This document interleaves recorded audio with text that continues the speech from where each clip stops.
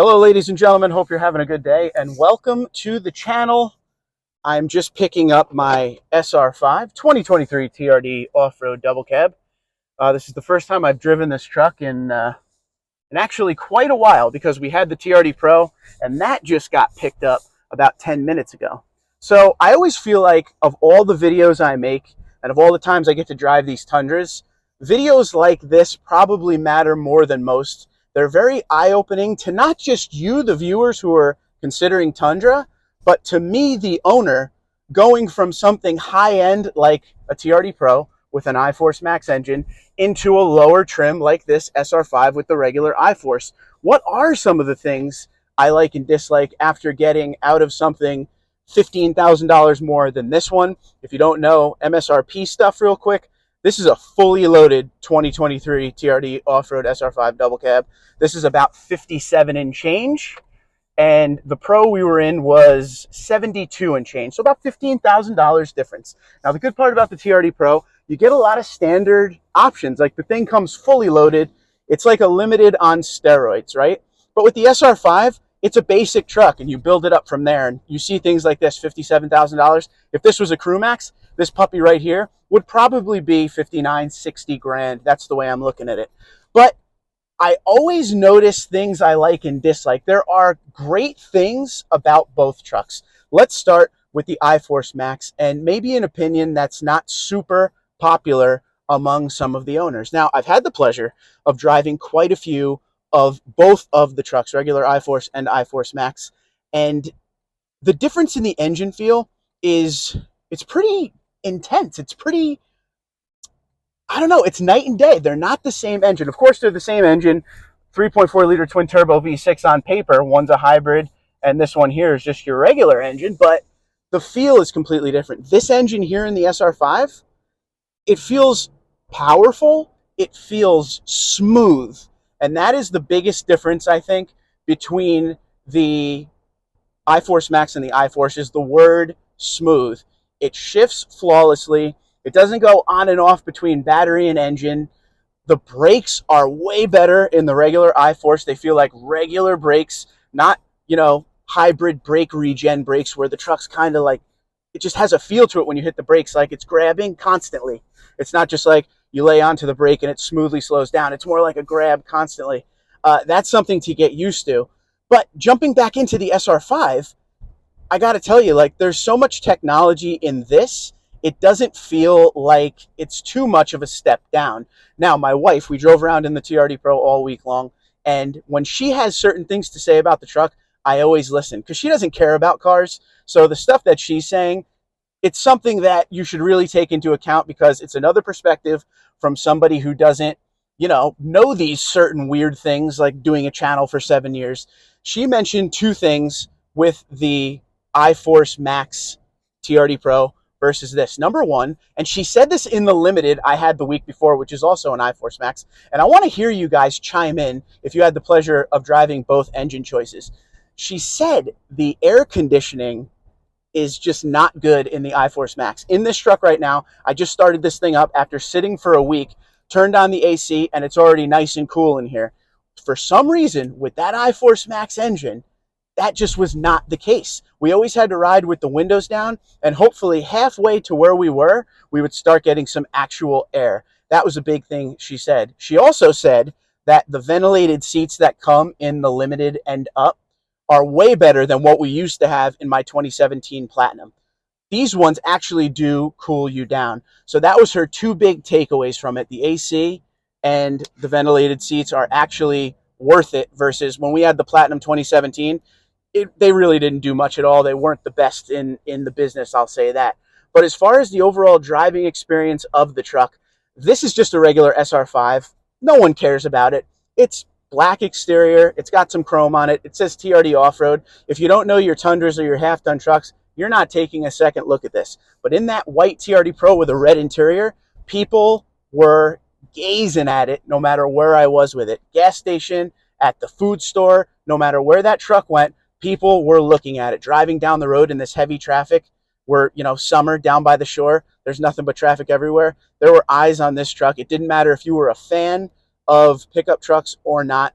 The thing has road presence like I've never seen before. Is it worth the $15,000 extra dollars to have that awesome road presence? I'll leave that one up to you. You're going to have to answer that question. But overall, it feels great to be back in the SR5. I will miss those ventilated seats that I was talking about with my wife. Now, don't forget, in the TRD Pro, you have a digital gauge cluster. If you have the iForce Max, you have that digital gauge cluster. And I really like it. I like the digital gauge cluster a lot. Here we have like the old school physical gauge cluster here. And I don't have a problem with it. It reminds me of the old Tundra. One thing I will say is the Pro suspension, which is a Fox suspension, is a little more aggressive than what we're in now, which is your regular, Bilstein off-road suspension. And these have 20-inch wheel and tire package on it. This suspension definitely feels a lot more of a bumpy experience coming out of the TRD Pro. In driving it every day without driving the TRD Pro, it's fine. Don't get me wrong, it's not a bad suspension at all. But after coming out of the TRD Pro soaks up the bumps so much better than this suspension we're in now, especially because the Pro has that 18-inch wheel and tire package with that bigger sidewall to really soak up the bumps and the suspension together. Amazing driving experience there. This one, you could feel a lot of the road under you. It's not terrible. It's just something I have to say. I also have to say, I kind of like the fed-in engine noise of the TRD Pro. The fed-in engine noise comes with the Tundras that have JBL sound system. Now, this doesn't have JBL. This just has a premium audio package, which you still get the big screen, and the audio is fine. It's just less speakers. I think it's a 9-speaker system versus a 12 with the JBL. It's very quiet in here.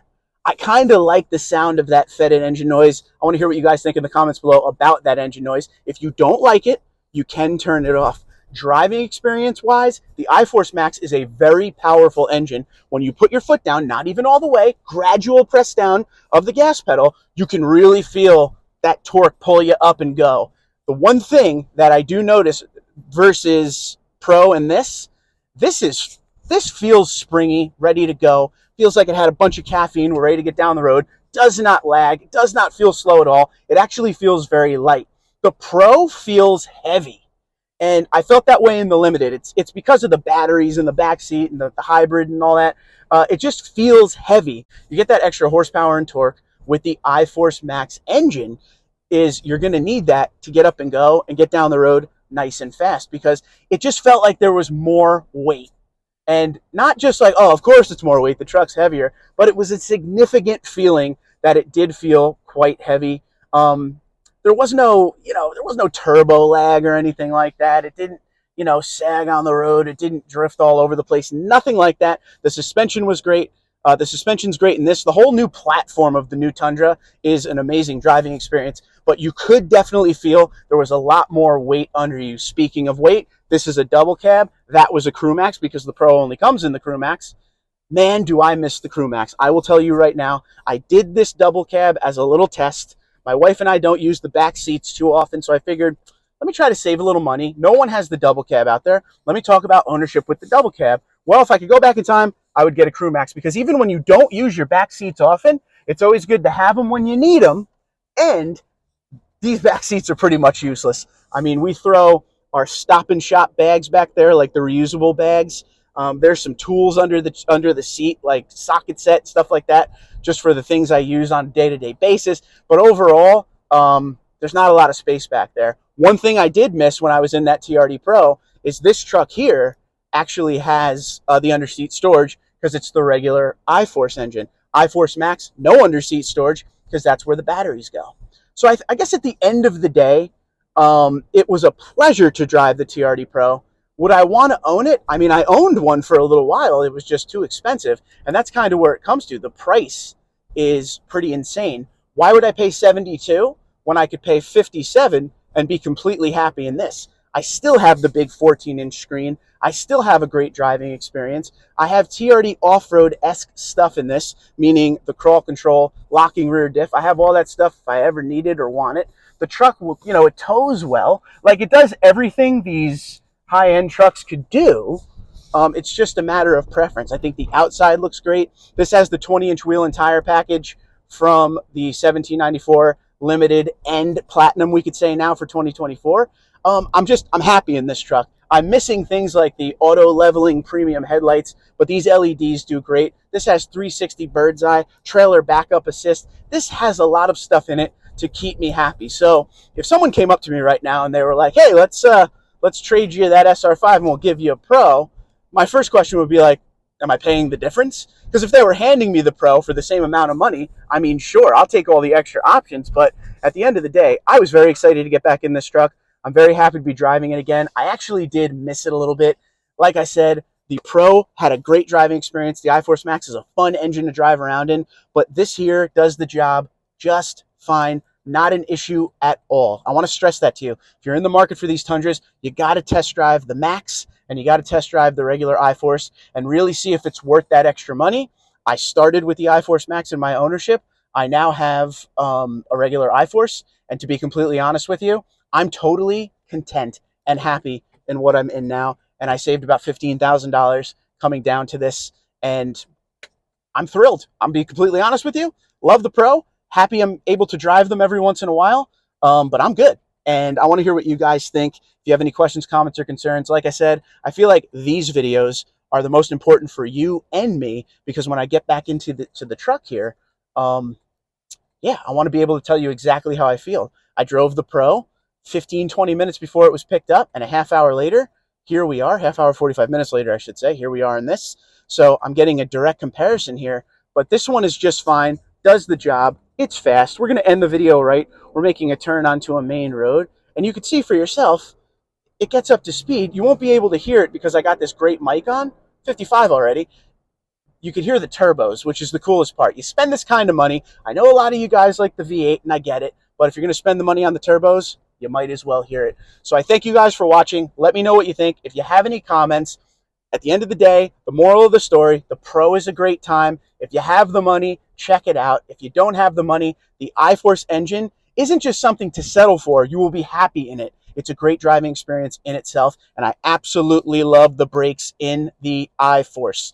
That's the #1 win of all of it, and it's good to have some AC back in the truck. That's working bueno. So let me know what you think. If you have any questions, comments, or concerns, you know what to do. Twitter, Instagram, LinkedIn, Facebook at TundraDude34, TundraDude34@gmail.com. I'll talk to you guys later. Be safe, be well, and let me know what you think. If you've had the pleasure of driving both, which one do you like better?